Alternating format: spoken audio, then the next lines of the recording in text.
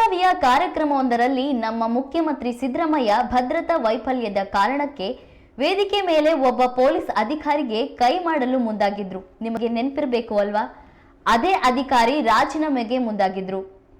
ವೇದಿಕೆ ಮೇಲೆ ಅಧಿಕಾರಿಗೆ ಸಿಎಂ ಕೈ ಎತ್ತಿದ ವಿಚಾರ ವಿರೋಧ ಪಕ್ಷಕ್ಕೆ ರಾಜಕೀಯ ಅಸ್ತ್ರವಾಗಿತ್ತು.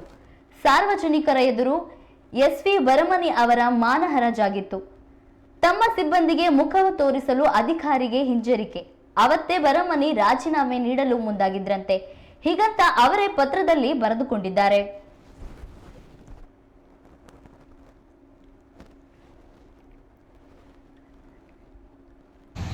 ನನ್ನ ಭಾವನೆಗಳನ್ನು ನನ್ನ ಮೇಲಾಧಿಕಾರಿಗಳಿಗೆ ತಿಳಿಸಿದ್ದೀನಿ.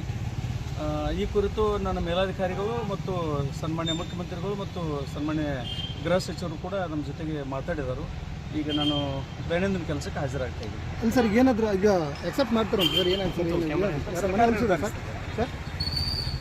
ಸರ್ ಮುಂದಿನ ನಡೆ ಸರ್ ಯಾವ ರೀತಿ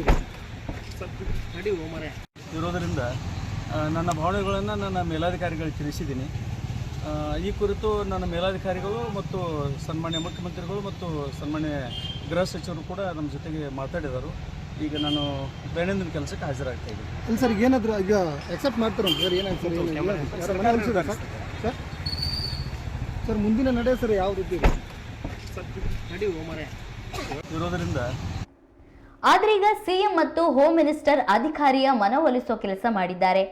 ಮಾಧ್ಯಮಗಳಿಗೆ ಉತ್ತರ ನೀಡಿದ ಅವರು, ನನ್ನ ಮನಸ್ಸಿನ ಭಾವನೆಗಳನ್ನ ಮೇಲಧಿಕಾರಿಗಳಿಗೆ ಹಾಗೂ ಸರ್ಕಾರಕ್ಕೆ ತಿಳಿಯಪಡಿಸಿದ್ದೇನೆ. ಮೇಲಧಿಕಾರಿಗಳೊಂದಿಗೆ ಮಾತನಾಡಿದ್ದೇನೆ. ಸಿಎಂ ಹಾಗೂ ಗೃಹ ಸಚಿವರು ಮಾತನಾಡಿದ್ದಾರೆ. ಮುಂದಿನ ನಿರ್ಧಾರ ಸರ್ಕಾರ ಕೈಗೊಳ್ಳುತ್ತದೆ. ಈಗ ಕರ್ತವ್ಯಕ್ಕೆ ಹಾಜರಾಗುತ್ತೇನೆ ಎಂದು ಹೇಳಿದ್ದಾರೆ.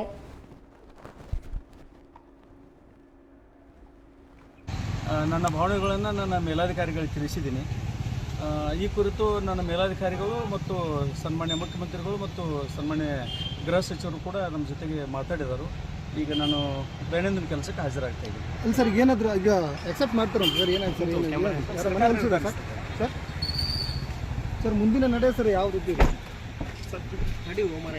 ಇರೋದರಿಂದ ನನ್ನ ಭಾವನೆಗಳನ್ನು ನನ್ನ ಮೇಲಾಧಿಕಾರಿಗಳಿಗೆ ತಿಳಿಸಿದ್ದೀನಿ. ಈ ಕುರಿತು ನನ್ನ